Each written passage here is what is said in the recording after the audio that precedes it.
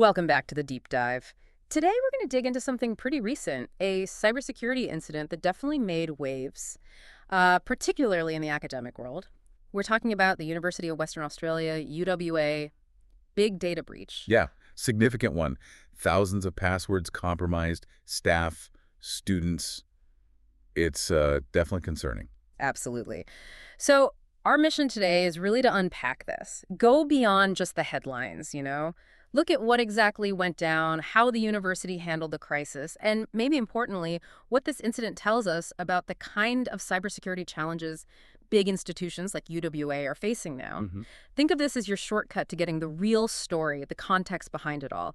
We're looking at what the university itself has said. And it's interesting, isn't it? A universe being targeted like this. I mean, the source material calls them powerhouses of information. Hmm. And that's really apt. It's not Yeah. just student names and grades. Right. It's cutting-edge research data, intellectual property, financial details, huge alumni networks, just vast amounts of sensitive stuff. Makes them a prime target, I guess. Absolutely, for all sorts of actors. Yeah. Criminals after money, maybe even state-sponsored groups interested in the research. It's Okay. complex. Okay, so let's get into the timeline. The breach itself discovered Saturday night. That's not exactly peak IT hours. No, definitely not. But their response seems to have been swift.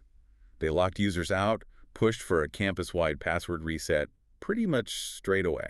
And their chief information officer, the CIO, mentioned activating a critical incident management team. Yes, that's key. A dedicated team to manage the whole crisis, not just the tech side, but communications, everything. They jumped on it fast. Sound like a very busy weekend for their tech people. Oh, I bet. The source actually says the IT teams and digital experts worked tirelessly over the weekend to secure the system, unquote.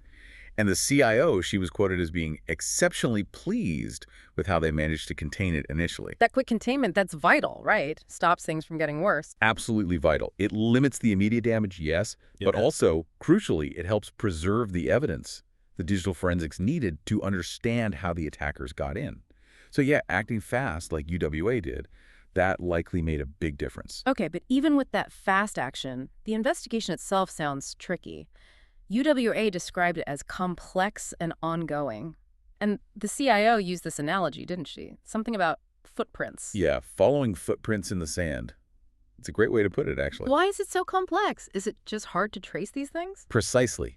These attackers, they're pros at covering their tracks. They might use anonymous networks, bounce signals across different countries, exploit temporary holes, finding out exactly who did it and how. It's often a really painstaking process. Sometimes, honestly, you never get a definitive answer. Right, so what do they know so far? Or maybe, what don't they know? Well, what seems significant is what they haven't found.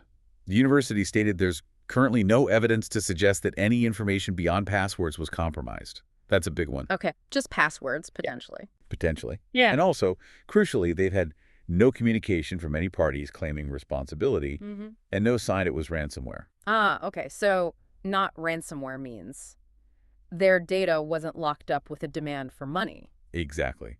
Ransomware involves encrypting files and demanding payment to unlock them.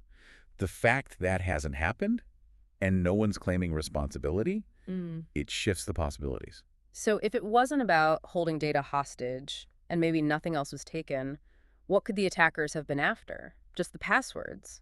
It's possible. It could be something like a credential stuffing attack, trying passwords stolen from other websites to see if people reuse them at UWA.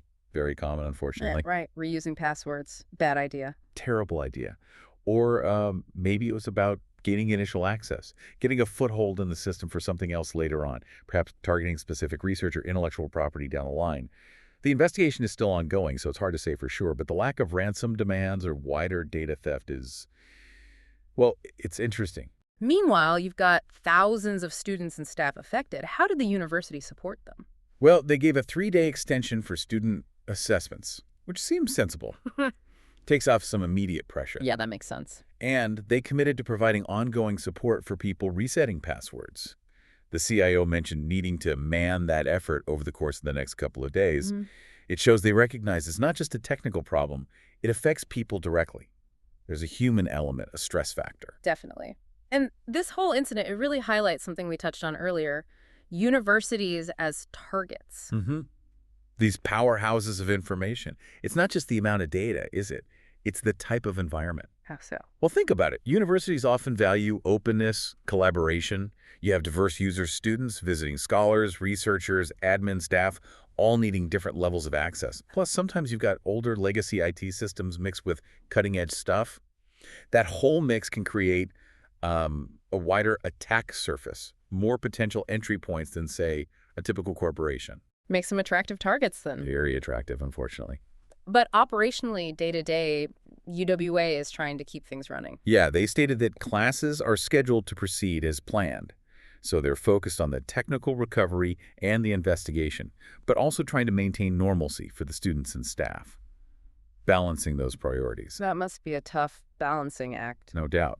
And they've also explicitly said they're continuing their work on strengthening their cybersecurity measures, which is exactly what you'd expect and what's necessary. Yeah. This isn't a one-time fix. Cybersecurity is, a constant process of adapting and improving defenses. Threats always evolve. So wrapping this up, what are the key things for you, the listener, to take away from this UWA incident? We've seen a quick response, which is good, but also the sheer complexity of dealing with these breaches. We learned about the specific nature of this attack. Passwords compromised, apparently, but maybe not wider data, and no ransomware signs yet. Right. And a larger context why universities are such significant targets. These aren't isolated incidents. They're part of a much bigger trend. It really drives home that even large organizations with dedicated teams aren't immune. Exactly. Which leads to a final thought, perhaps.